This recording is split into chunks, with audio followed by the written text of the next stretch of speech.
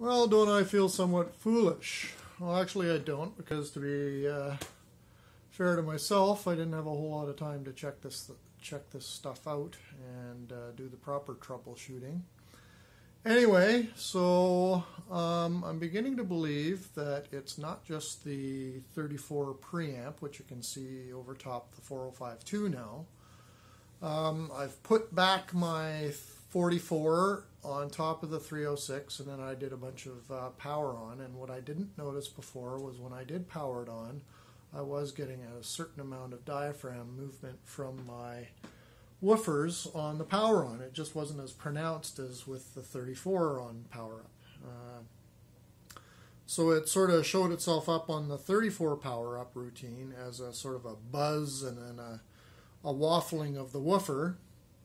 And then so I said, well, maybe I didn't pay close enough attention to the power on sequence on the 44 when I made it up to the 306, which is below the British flag unit there, which is the 44. So when I powered on with the 306 attached to the 44, and I tried it in the 500 millivolt and the 1.6 volt output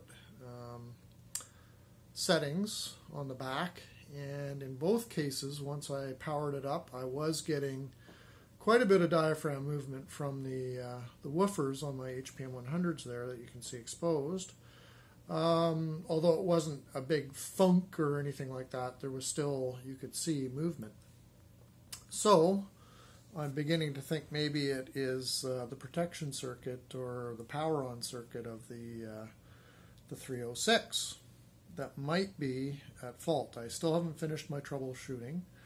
And then that got me to doubting what somebody had. So I bought this. You can see the old Quad 303 off to the left of the turntable up on the record stand there. And foolishly, I'd believed when I bought a unit from the guy this weekend, a local guy. He had told me that one channel was out. So while I was doing some of this testing, especially with the 500 millivolt output on the 44, it uses actually a 4-pin DIN, which is the old quad connection to the power amp.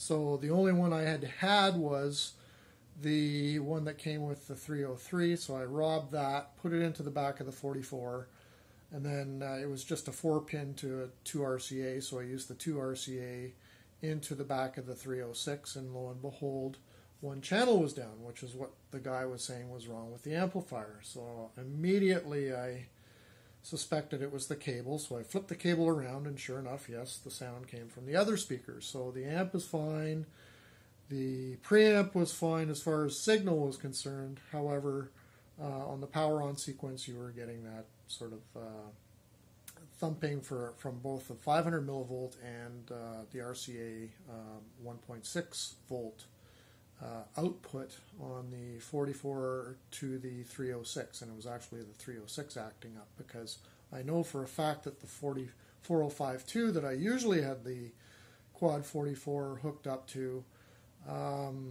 doesn't make a sound, because I just had that one completely recapped, redone, remodded with the Dada Electronics mod kit, and that 4052 is just solid as a rock.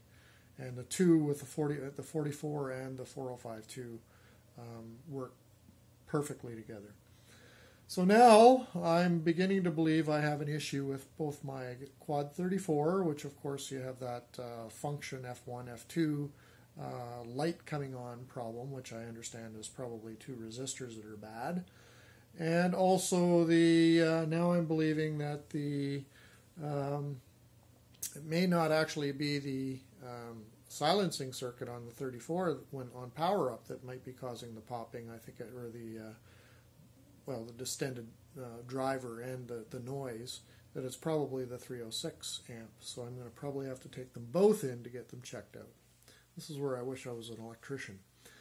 Anyway, so now that I sort of discovered that the RCA jack was definitely at fault, RCA to 4-pin DIN, I said, maybe that quad 303 isn't shot like I had assumed. So, of course, I plugged it in, and you can see that it's plugged in right now, but you can see the red light on the front where there's supposed to be a light to indicate that power is to the unit is burnt out. So it's actually not that it's not powered up, it's just that the power light is burnt out. So I said, well, let me give that a whirl, and so I've got it now plugged into my speakers, as you can see there. And then I've got another 4-pin, 4-to-4-pin that I had bought when I first got the 44, because I knew these things had these weird 4-pin power connectors. So I had one in my drawer, pulled that one out, and plugged it in, and holy smokes, don't I get sound out of both channels. So here we go, a little bit of a sound check, and oh yeah, gotta put disc on. So this is the 303 playing.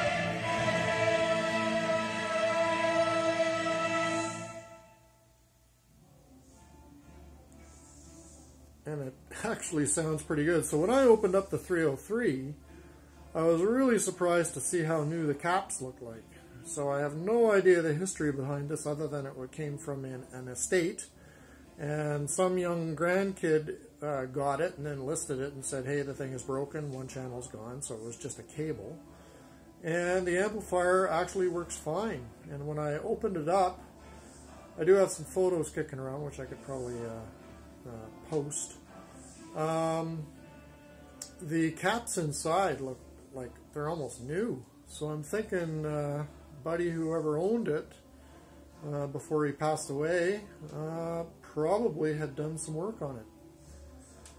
So there is still a little bit of noise on startup, and I'm not sure if that's just a cantankerous old thing with these 303s. I'm not very familiar. I've never used them before.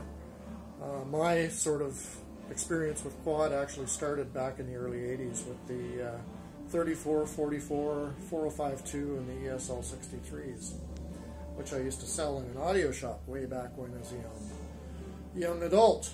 So anyway, I'm finding that this thing really sounds good. And that's the 303.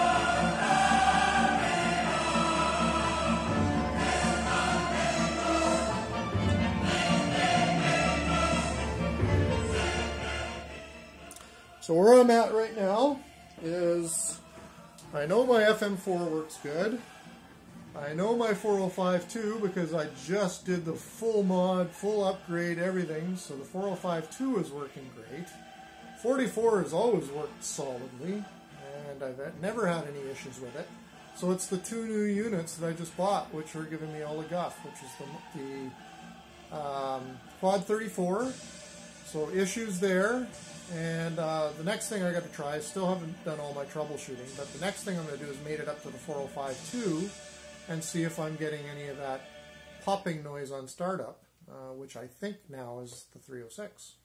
So stand by for a heavy roll to starboard as I delve into this a little bit more and find out where it's at. So it probably is going to be to the point where I'm going to have to take the 34 and the 306 in to get it looked at.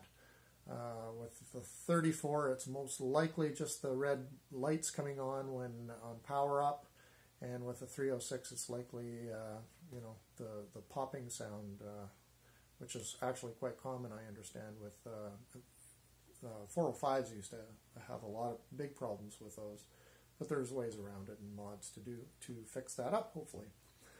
So there you have it. That's where I'm at. More to follow.